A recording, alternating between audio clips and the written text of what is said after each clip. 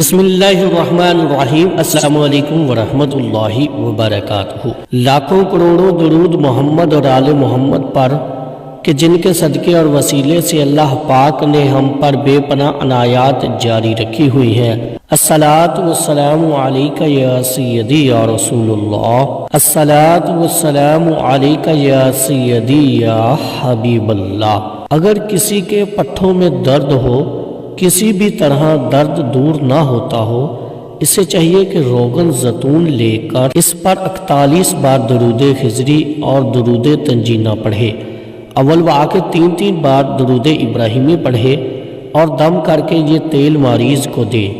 جس جگہ پر درد ہے وہاں اس کی مالش کرے انشاءاللہ عز و جل۔ چند بار مالش کرنے سے آرام آ جائے گا۔